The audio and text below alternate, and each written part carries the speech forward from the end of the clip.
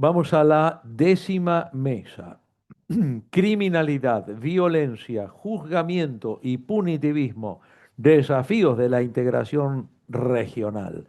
La mesa está coordinada por el señor presidente de la Unión Brasileño-Argentina por la Integración Jurídica, ni más ni menos que nuestro queridísimo almirante Nelson Basile Neto.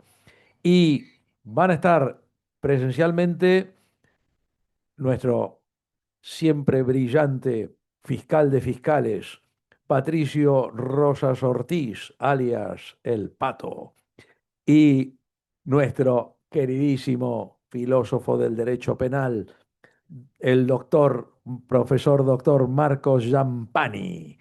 Y nos va a acompañar, no sabemos por qué diablos, no desde acá. No, Telequi está ahí, está en el Zoom.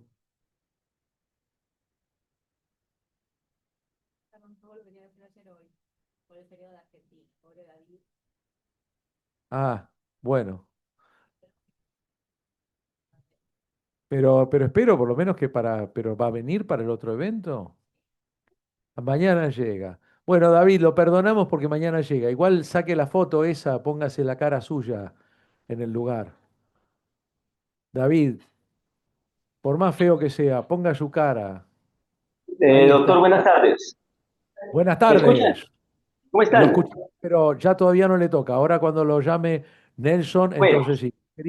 Quería tener la tranquilidad de saber que usted estaba ahí. aquí Muy estoy. bien. Perfecto. Profesor Basile Neto, le paso la palabra. Muchas gracias, Ricardo. Otra vez más, buenos días a todos. Y empezamos entonces la 10ª mesa, criminalidad, violencia, juzgamiento y punitivismo, desafíos de la integración regional.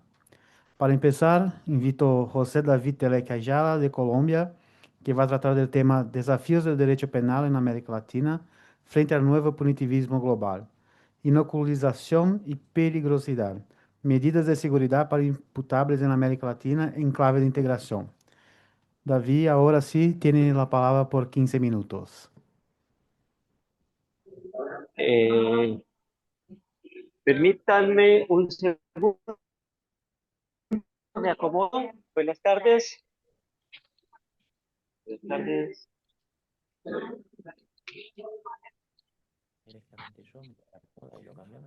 David, David, escúchame, por una gestión de clemencia aquí, para que te pongas contento y te quedes tranquilo y te acomodes, va a hablar mientras tanto Marcos. Adelante.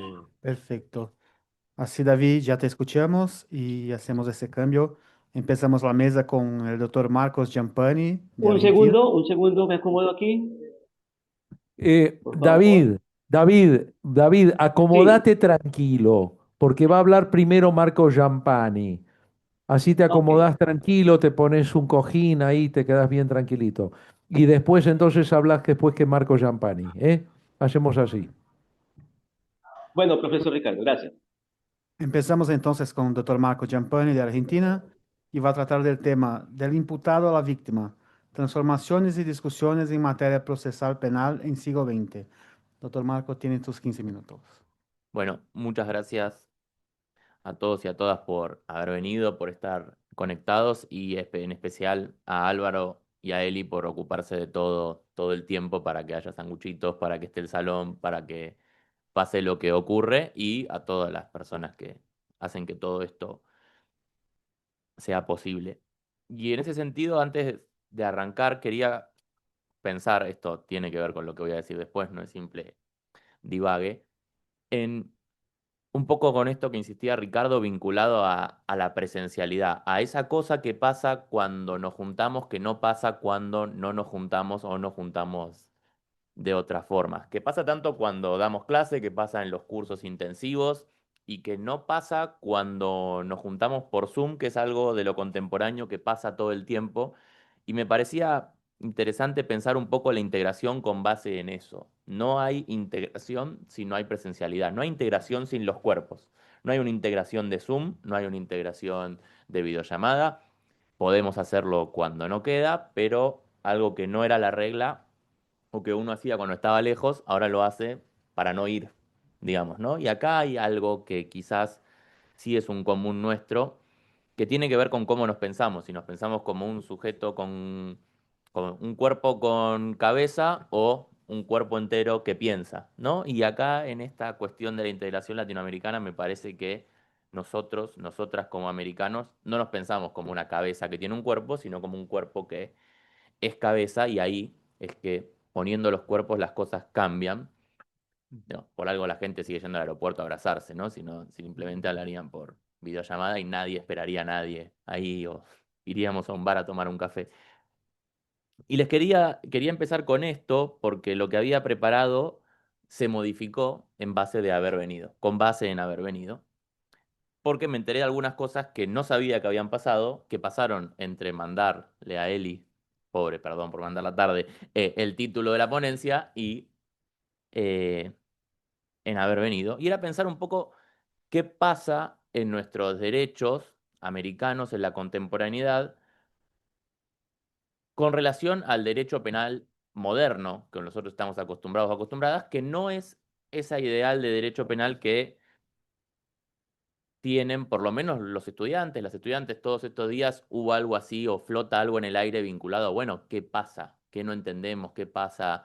Estamos asistiendo a la muerte del liberalismo, no lo quieren atentar, estos valores están en jaque, no dan respuestas, más Estado, menos Estado. Y esto tiene que ver en gran parte con, bueno, qué pasa con las transformaciones de este momento de un modo de producción que ya no es no sé, toyotista, ¿no? De la modernidad, toyotista, ahora es como este capitalismo de plataformas o basado en el individuo emprendedor como el lugar central de la discusión. Y lo pensaba en relación al derecho penal y qué pasa con los actores clásicos del derecho penal. El derecho penal es quizás la rama del derecho que más se ha quedado basada en los principios, garantías, fundamentos de la modernidad que hoy están en crisis, en jaque, porque no dan respuesta, porque no dan la respuesta que esperamos o porque la comunidad simplemente eh, no los tiene tan presentes o no brinda una respuesta a lo que están esperando. Y en este contexto aparece y apareció y me enteré que era la idea de pensar qué pasa con las víctimas. ¿Qué pasa en el derecho penal con las personas no ofensores, sino con aquellos que han sido ofendidos? Porque hay un texto bastante cortito de Genaro Carrió, eh, que escribió alguna vez para el Colegio Público de Abogados, para nobles abogados y abogadas, en ese momento abogados, porque en el momento que escribió Genaro Carrió no estaba, pero no había dado la discusión todavía con la intensidad necesaria que por suerte se dio, que plantea, bueno, para interpretar cualquier norma jurídica se requiere una cláusula de interpretación. Digamos, todo texto tiene un contexto. En nuestro caso general, deberían ser los derechos humanos, entiendo yo, para casi todas las ramas. Pero bueno, en el derecho penal, cuando uno arranca en todos los códigos procesales o penales de todos los países, el primer artículo es el indubio pro reo. Sea, la conquista de la modernidad o del modelo de producción moderno, del capitalismo liberal moderno primario es, bueno, en caso de duda, esta persona tiene que ser beneficiada. Y esa es la regla con la que interpretamos todo el tiempo todas nuestras preguntas, dudas, consultas en el derecho penal. Y fue la regla en materia de qué pasaba con las víctimas en el proceso penal hasta este cambio de paradigma de producción.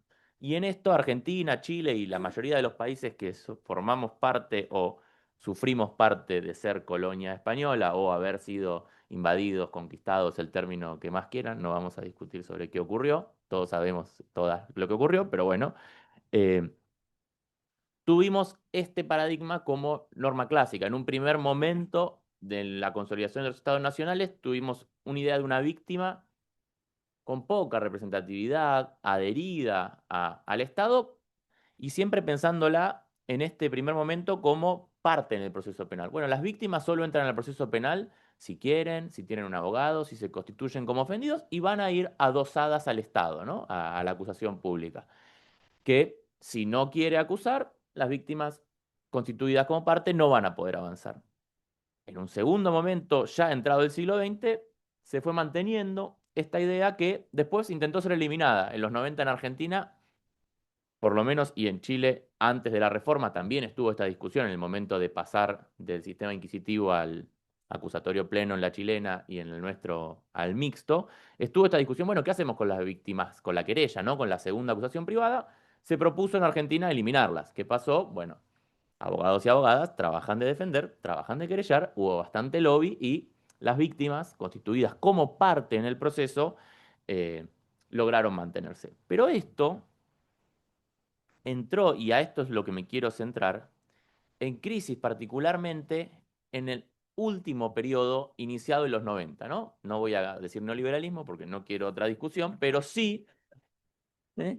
En un momento en el cual el estado de bienestar se vio puesto en crisis. ¿Por quién? No sabemos, para qué tampoco, a dónde va menos, pero bueno, en el momento en que el estado de bienestar en el mundo, en nuestra región particularmente, entró en crisis, la idea de víctima empezó a separarse de la idea de querellante o parte que acusa en el proceso.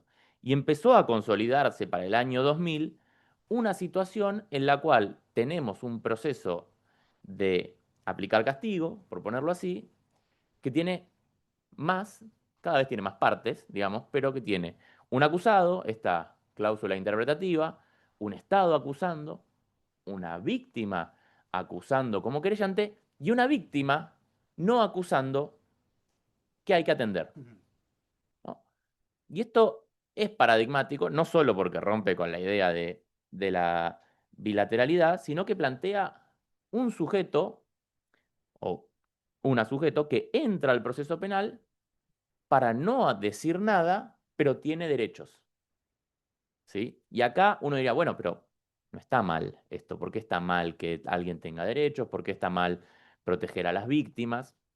No sé si está bien o mal, no sé si hay algo que esté bien o mal, pero bueno, tanto en Argentina como en Chile, y esto es lo que se incorporó eh, por haber paseado por Santiago, se incorporó una ley de víctimas que otorga y obliga o faculta o pone en cabeza del Estado el patrocinio de aquellos sujetos que han sido víctimas de delitos. Algunos delitos especiales que entendemos que requieren una protección especial, como los delitos contra los niños, niñas, la violencia de género o delitos graves. Pero, ¿por qué esto me parece que era interesante para pensar? Porque esta idea de la víctima como parte privada que entra al proceso, pero no para acusar, sino con derechos, no existió nunca hasta este periodo contemporáneo, en el cual uno puede formar parte de algo teniendo derechos, pero sin tener ningún interés manifiesto, ¿no? Dice, bueno, vamos a presuponer que tiene un derecho, vamos a mejorar la protección, ¿no? Y el Estado, y acá es interesante porque parte de la integración y parte de las normas para sostener esta idea, en la mayoría de las discusiones, acá en Chile y en Argentina también en la ley de víctimas, es hacer uso de las normas internacionales. Bueno, la Convención Americana nos une, el Pacto Internacional los une, y hay algunos artículos, supuestamente, que garantizan que toda persona tenga un pronunciamiento judicial efectivo, un pronunciamiento acorde a su derecho, que es el 14 del Pacto y el 25 de la Convención. Ahora, ¿por qué me parece interesante esto? Porque el Estado aparece incorporando un sujeto nuevo para garantizarle derechos. ¿Derechos a qué? Derechos a obtener un pronunciamiento judicial efectivo. ¿Qué es esto? Una pena. El Estado empieza a proteger grupos que han sido vulnerados por medio del derecho penal. Es decir, bueno, yo no te cuidé, yo me comporté mal, no te garanté la seguridad, pero si este otro sujeto privado te violentó, aunque vos no quieras participar, yo te voy a proteger. ¿Cómo? Castigando a otro, ¿no? La respuesta estatal para garantizar un derecho convencional es castigar al otro. Ahora, esto que pasa tanto en Argentina desde hace 5 años y en Chile desde hace 5 semanas, tiene que ver o plantea un problema en cuanto a cuál es el paradigma para interpretar las normas vinculadas al derecho penal. ¿Por qué? Porque las convenciones aparecen en nuestra historia para limitar al Estado. ¿Por qué? Porque, bueno, esos estados durante la primera mitad del siglo XX causaron algunos, varios genocidios, y en ese contexto, a sabiendas que el Estado era el principal agresor de la población le puso un límite más, una norma que pusiera un borde nuevo. Ahora, pese a que esa norma pusiera un borde nuevo, la reinterpretación de este contexto es que esa norma obliga al Estado a darle derechos a alguien para castigar a otro. Y esto me parece paradigmático porque incorpora un nuevo actor que nos incomoda y que no estaba hasta hace 5 años, 6 años en todos los países, no estaba. Ahora, para interpretar normas de derecho procesal o normas de derecho penal, es necesario tomar en consideración esto. Digo, con esta cláusula interpretativa de Genaro Carrillo, bueno, el derecho penal tiene que ser interpretado con base a el indubio pro reo. Hoy la discusión es, el derecho penal tiene que ser interpretado sobre el indubio pro reo y sobre el derecho de las víctimas a un pronunciamiento efectivo. Yo me pregunto, bueno, ¿cómo? Si tengo duda, beneficio al imputado. Pero si tengo duda, tengo que avisarle a la víctima, porque hay duda de que sea vulnerada en sus derechos. Entonces, ¿cuál de estos dos derechos que pretenden ser de jerarquía constitucional cuál es superior? ¿Cómo se resuelve esta tensión? Y esto me parecía que era interesante pensarlo porque es parte de estas aporías de la posmodernidad en la que vivimos. No tenemos una respuesta. Hay una concatenación de normas que se interpretan en los dos países de igual forma y que forman parte del mismo contexto de la discusión, en las cuales aparecen las víctimas como un sujeto nuevo, que quizás está bien tutelarlo, pero aparecen para aplicar castigo. Y en esta norma de interpretación, bueno, el Estado nos da derecho para que le quitemos derechos a otro, o la norma convencional nos da derechos para que el Estado no nos quite derechos. Y esto me parece que es la trampa o la idea que me parece interesante pensar. Cómo estas cláusulas de interpretación que tenemos tienen que, o deberían, o podríamos pensarlas en base de evitar estas situaciones. Tenemos un derecho penal que piensa únicamente en el individuo, pero ahora no piensa en el individuo imputado, piensa en el individuo víctima de la modernidad, como el emprendedor. Claro, hay que cuidar a los emprendedores, hay que cuidar a las víctimas, ¿sí? En esta nueva idea. Pero no privatiza el conflicto, sino que lo que plantea es darle derechos a una parte que no tenía en detrimento de la otra parte. Justo antes alguien dijo, bueno, se acabó la fiesta, ¿no? Se acabó la fiesta de los imputados y comenzó la fiesta de las víctimas. Claro, la pregunta es, ¿las víctimas quieren castigo o quieren que no ser víctimas? Digamos, ¿cómo en este contexto de repreguntas del planteo estatal, la trampa interpretativa, y acá viene la parte que me parece interesante pensar en la integración, porque es una situación en los dos países, plantea proteger pos con base a un derecho que busca que no te ocurra, no castigar al otro, porque si no, lo que termina ocurriendo o lo que sancionaron estas normas es un montón de desarrollo estatal garantizando que una persona sufra con base a una que ya sufrió, no que nadie sufra o garantizar que el Estado no nos haga sufrir. Y acá me parece que esto es lo interesante de juntarnos a pensar en que cuál va a ser la cláusula interpretativa entre esta dicotomía que tenemos planteada para interpretar las reglas de manera conjunta en todos nuestros países, porque esto trae a la larga un problema en el que o lo resolvemos en conjunto y planteamos una nueva cláusula interpretativa para todos, o la posmodernidad nos va a plantear tantas reglas como partes existan en esta aplicación para aplicar castigo. Muchas gracias. Muchas gracias, Marcos. Y ahora escuchamos entonces a Patricio Rosas Ortiz. Con David primero. Así, vamos a entonces escuchar José David Teleque Ayala, de Colombia, que va a tratar de desafíos del derecho penal en América Latina frente al nuevo punitivismo global, inoculización y peligrosidad, medidas de seguridad para imputables en América Latina en clave de integración. David, muchas gracias. Te escuchamos por 15 minutos.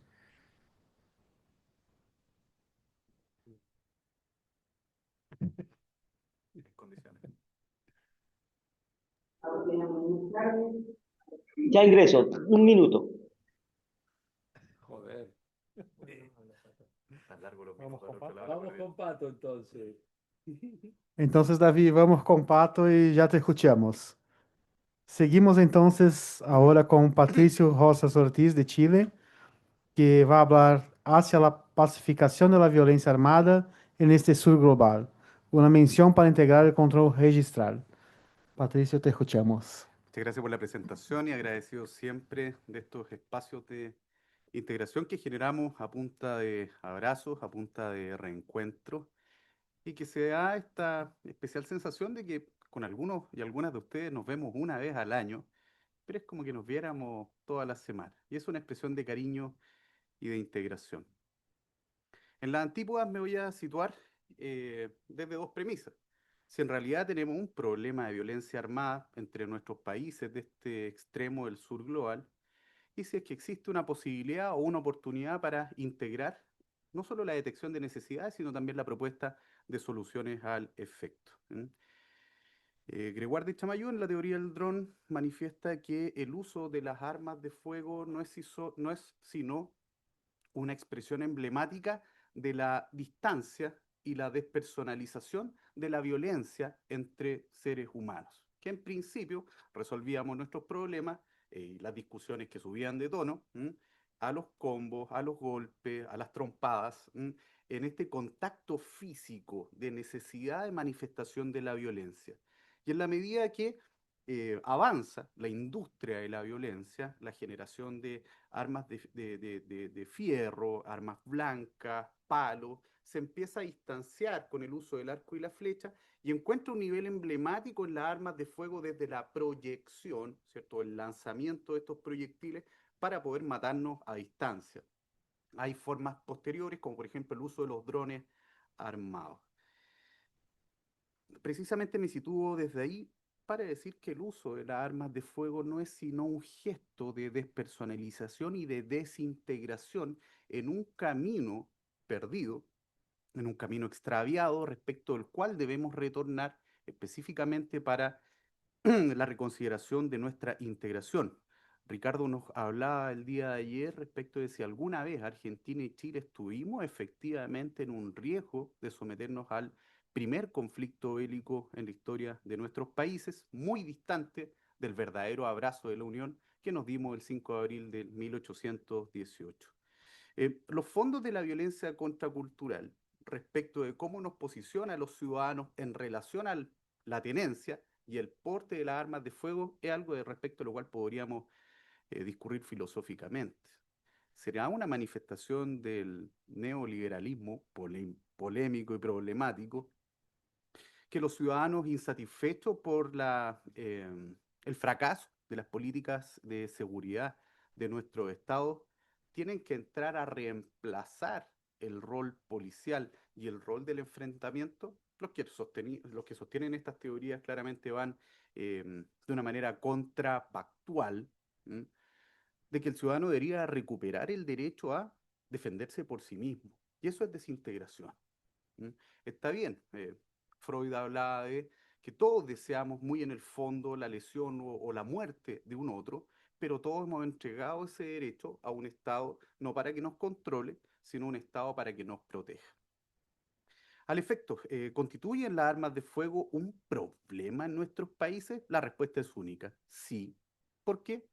Porque más del 52% de los homicidios que se cometen en Argentina y en Chile se cometen única y exclusivamente como medio comisivo con armas de fuego. Y el paso de un arma de fuego por un cuerpo, a esa altura un cadáver, deja una huella única de violencia en relación al uso de estos especiales objetos en su uso homicida. Las armas de fuego, con las armas de fuego se mata más, con las armas de fuego se mata en nuestros países. Sin duda, y ya que las sensaciones son importantes, las principales corrientes desintegradoras manifiestan que las armas de fuego generan seguridad y que los tenedores y los inscriptores, que en eso sí tenemos un desbalance importante, pero es proporcional a nuestras poblaciones. En Chile hay 750.000 armas inscritas y según datos de ANMAC, en Argentina hay 1.750.000. Las personas creen que las armas de fuego les van a generar una seguridad. Puede ser desde una fantasía inspirada en las películas bélicas o de ciencia ficción. Puede ser también, y esto ya requiere el auxilio de otras disciplinas respecto de sensaciones relacionadas con el falomorfismo de estos objetos armados. Pero existe evidencia relacionada con que las armas de fuego no generan seguridad. En primer lugar, menos de 1 de cada 100 tenedores de armas logra repeler efectivamente un asalto en su domicilio. Si yo despierto con una pistola en mi cabeza por parte de un ladrón, no voy a pedirle que me espere mientras logro buscar el arma para poder enfrentarnos en buena lid. Por el contrario, principalmente ocurre la sustracción del armamento inscrito. Pero no solamente en menos del 1% se logran utilizar, según principales mediciones del profesor Hemingway, no Hemingway, sino Hemingway de Harvard, sino que triplica en evidencia el uso femicida de las armas de fuego inscritas intradomiciliariamente, triplica el uso accidental de armas de fuego por parte de menores de edad en el seno de la familia donde se encuentra inscrita y disponible el arma de fuego, y triplica el uso suicida de estos artefactos de muerte. De esta forma, tal vez el mercado al que apunta el arma de fuego, si no es a generar seguridad, es a nuestra sobrevaloración de la necesidad de sensaciones de seguridad. Si las armas de fuego solo generan sensaciones de seguridad, ¿m? Por lo cómodo o los buenos sueños que puedo tener mientras escondo un revólver bajo la almohada de mi casa, claramente puede obedecer a otras patologías o bien a otros fenómenos de los cuales nuestros estados, nuestras relaciones, nuestras higienes relacionales deben hacerse cargo en relación a nuestras necesidades de el uso de la seguridad. Como necesidades y desafíos, en primer lugar hay un preocupante desbalance, sobre todo a nivel nacional, que cada vez están siendo más referidas las armas inscritas como sustraídas y robadas a muy poco tiempo de su inscripción, en lo que claramente va a llegar a un mercado negro de disponibilidad. Y esto me atrevo a decirlo con responsabilidad, no debería sorprendernos que la exacerbación de la violencia conlleve cada vez un mayor uso de las armas de fuego.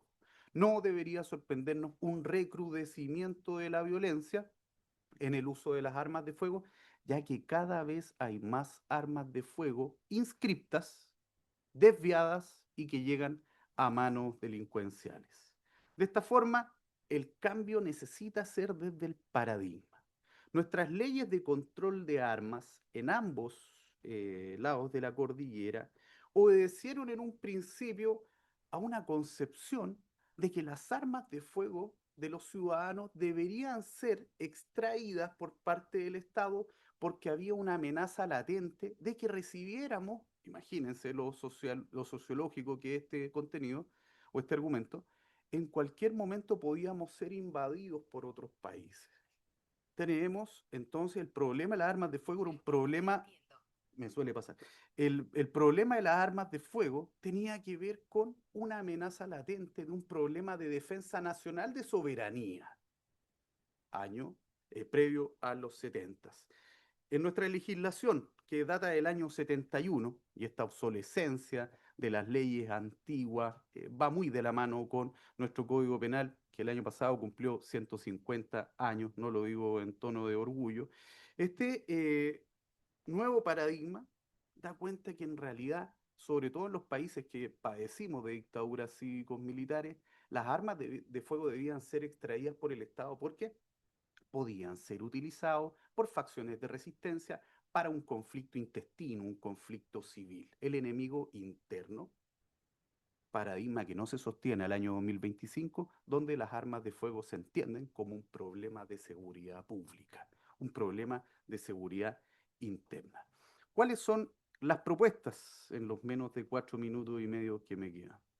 El cambio paradigmático en el cual las armas de fuego sean objetos regulados de especial peligro, al igual que los vehículos motorizados, en un sistema de registro, y aquí va la integración sobre todo entre nuestros países, Argentina y Chile, donde tengamos acceso y colaboración en contexto de cooperación internacional para las armas que son fabricadas en nuestros países, que, aunque ustedes no lo crean, sí somos matriceros de este tipo de objetos. Las pistolas Versa en particular y las pistolas FAMAE.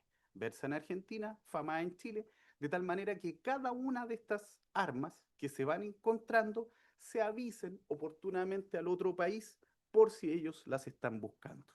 Desde este modo, un ejemplo concreto, hemos generado convenios de colaboración tanto de la facultad como dentro del otro rol que desempeño, en el cual hemos generado procesos de integración solo por intercambio de información de una manera rápida y expedita, incluso a través de medios no tan formales como lo resultan ser el WhatsApp y el correo electrónico, sin violar el contenido de las investigaciones, sino dando un aviso oportuno, de decir, esta arma que usted tiene en su registro, al que yo no tengo acceso por razones de defensa nacional, pero si le digo, una de estas armas apareció y puede ser de su interés. Es una forma muy concreta a través del intercambio informacional de generar integración. Si me tiro en proyecciones más ambiciosas, un nuevo censo de armas urgente, tanto en ANMAC como de este lado de la cordillera. En tercer lugar, y esto afortunadamente lo están rescatando ambos candidatos de la segunda vuelta, la necesidad de una nueva institucionalidad de carácter civil que, acogido a los más altos estándares de preparación, objetivo, como también de rendición de cuenta y transparencia, puedan ir dejando registro de cuántas armas hay inscritas, cuánto se fiscaliza y cuánto se extrae de circulación, y ya no una institucionalidad castrense a cargo del control armado bajo los antiguos paradigmas que ya no están vigentes. Finalmente, promover nuevamente la entrega voluntaria. No se trata del discutido perdonazo, ¿m?, o el blanqueo, que le llaman en el otro lado de la cordillera, como una especie de sinónimo de impunidad, sino que precisamente es un ejercicio de tabula rasa necesaria donde las personas puedan entregar estos objetos peligrosos vía fiscalización. De tal manera, iniciemos por desmitificar. Las armas de fuego son un problema en nuestro sur global. Las armas de fuego no generan seguridad, sino por el contrario, generan peligro e inseguridad objetiva. Y si nuestro problema es de sensaciones, entonces deben existir otras formas de poder generar más confianza, más tranquilidad, más integración, mejores y más fuertes abrazos entre nosotros, de tal manera que estos temas no vuelvan a cobrar relevancia y, lejos de despersonalizar y desintegrar, podamos correr el camino inverso y seguir volviéndonos a ver bien, con vida y con salud. Muchas gracias.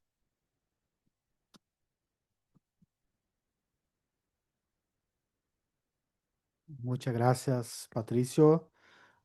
Intentemos ahora una vez más llamar a nuestro amigo José David Teleque Ayala de Colombia, que va a tratar del tema Desafíos de Derecho Penal en América Latina frente al nuevo punitivismo global, inoculización y peligrosidad, medidas de seguridad para imputables en América Latina en clave de integración. David, ahora te escuchamos, tienes sus 15 minutos.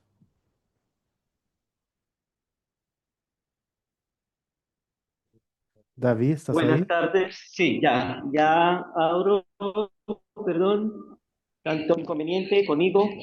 Les agradezco la paciencia y entonces iniciamos de la siguiente manera.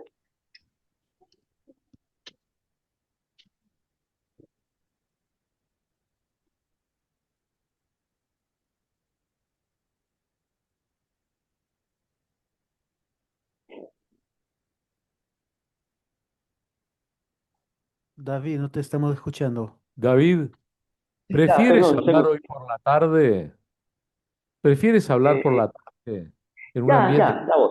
Bueno, ¿Prefieres hablar a la... permítanme, Ya, permítanme, colegas, empezar con una escena que todos conocemos, aunque rara vez la podemos decir en voz alta.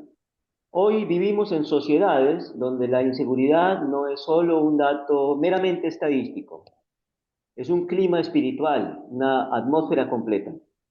Y en este ambiente, el derecho penal, nuestro derecho penal, con sus principios, límites y garantías, está cambiando sin que lo reconozcamos completamente. Antes, en el pasado, discutíamos sobre la pena, sobre su duración, sobre si era eficaz o no. Hoy empezamos a discutir sobre algo muy inquietante, es sobre si la pena es eficaz, si la pena alcanza, si la pena basta, sobre si aún tiene sentido la pena en ciertos casos. Entonces surge una idea.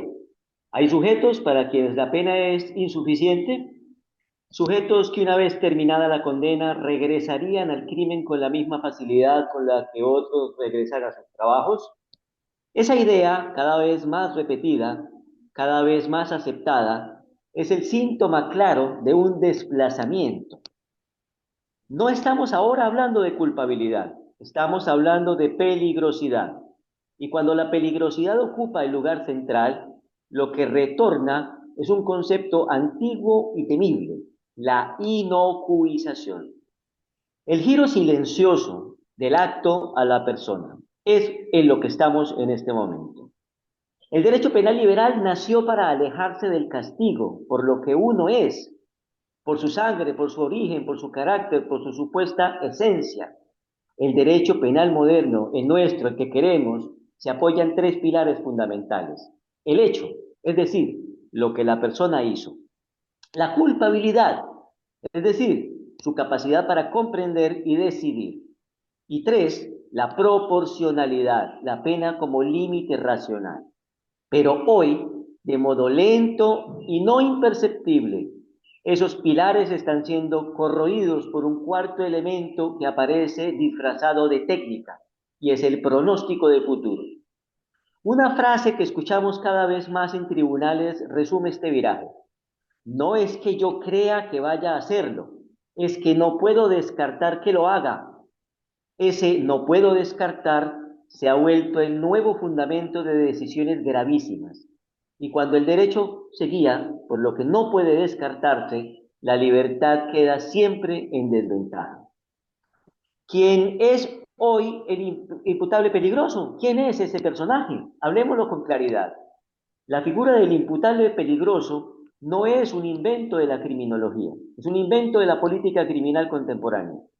No se trata del inimputable clásico, alguien que no comprenda o no se pueda autodeterminar. No, hoy hablamos de sujetos plenamente responsables, capaces de comprender sus actos, pero a los que se les atribuye un rasgo adicional, ser tan peligroso que la pena no basta.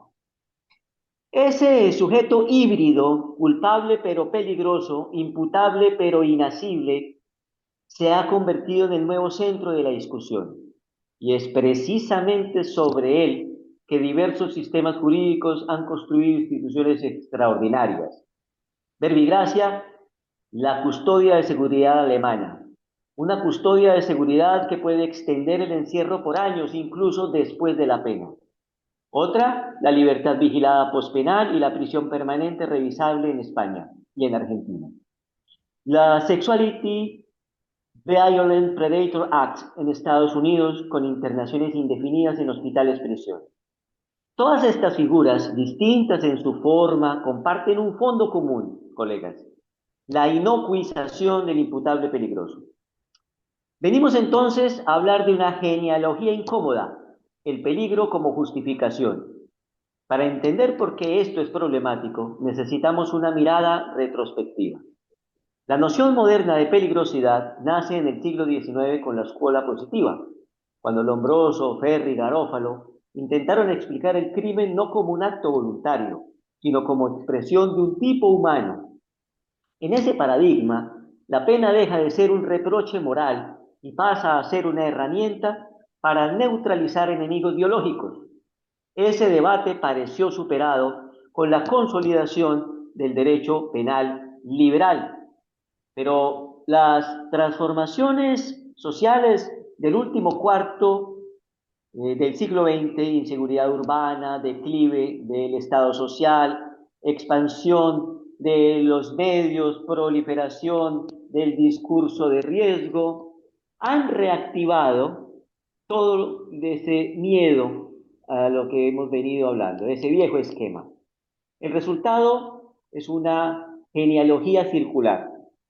Lo que fue expulsado por atentar contra la libertad jurídica vuelve, pero con ropajes técnicos, informes psiquiátricos, escalas actuariales, algoritmos predictivos y lenguaje especializado.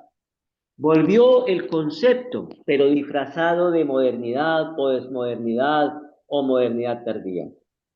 Suramérica, entonces, un laboratorio sin admitirlo. En Argentina, Colombia y buena parte de Suramérica nunca declaramos adoptar medidas para imputables peligrosos, pero las aplicamos todos los días, de forma difusa, fragmentada y silenciosa, pero real. ¿Qué no otra cosa es el artículo 52 del Código Penal, reclusión por tiempo indeterminado? ¿Qué otra cosa no es sino la práctica judicial que supedita libertades y beneficios a informes criminológicos? ¿Qué otra cosa no sería como la exigencia de pronósticos favorables como condición para la libertad condicional? ¿Qué otra no sería sino regímenes penitenciarios diferenciados basados en categorías de riesgo? En Colombia, como en Sudamérica, agravamiento constante de penas, restricción creciente de libertades, endurecimiento de requisitos de resocialización, expectativas mediáticas que se traducen en decisiones judiciales más severas. No lo decimos, no lo teorizamos, simplemente lo vamos haciendo en la práctica.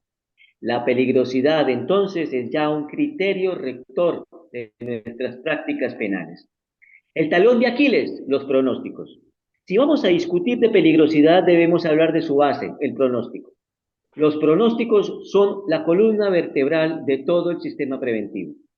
Y es aquí donde comienzan los problemas.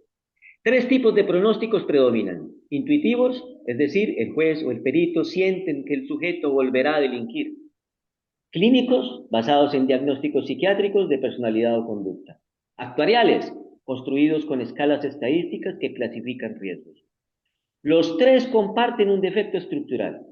No predicen con fiabilidad suficiente para justificar ninguna privación de la libertad.